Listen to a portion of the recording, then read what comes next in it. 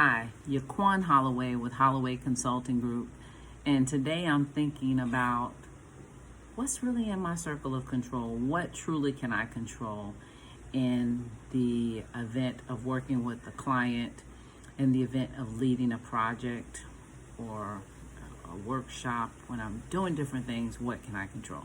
So I wrote a list, as I don't want to forget, because at first I was like, really? Not much anything. But there's lots of things that's in our circle of control. My actions, my attitude, my thoughts, my reactions. I control my reactions.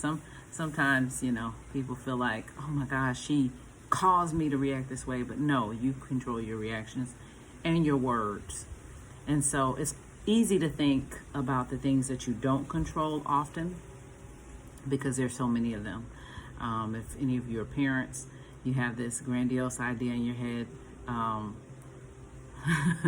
I control my kids. No, you don't. There are things that you can do to shape and organize and influence and raise them the way that you would have them, the desired direction that you would have them to go. But truly, they're their own people. I digress.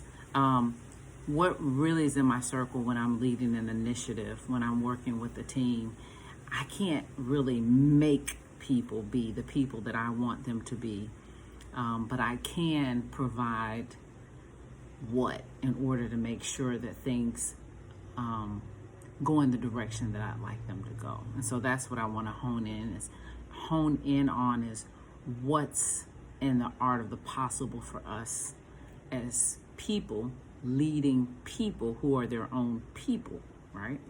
So I'll hone in on your actions, right? So the things that people see you do will often set the tone that people take when they work with you.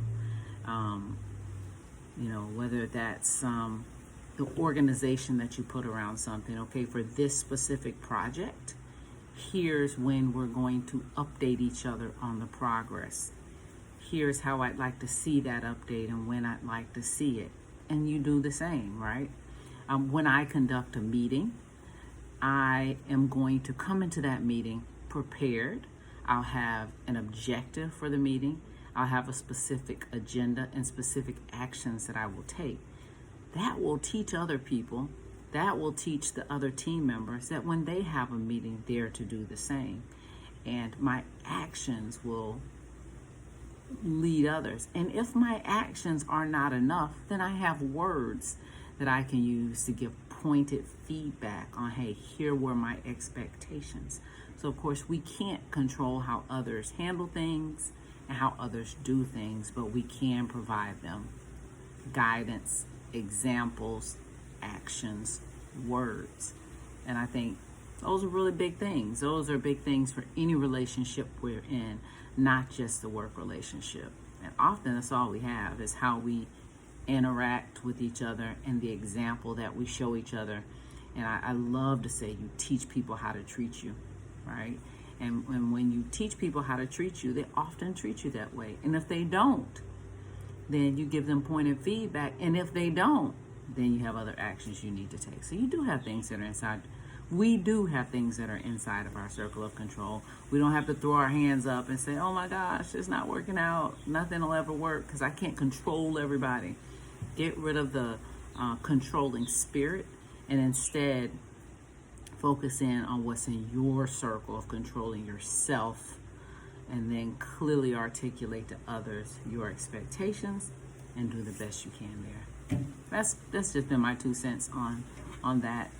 Sorry if it was a bit of a ramble, but I think about that often because it's easy to think I can't control anybody. This, of course, you can't, but I can control myself. So let me do that. Reach out to me, info@hollowaycg.com or www.hollowaycg.com. Hit me up on LinkedIn, Yaquan Holloway or Holloway Consulting Group, and have an awesome day.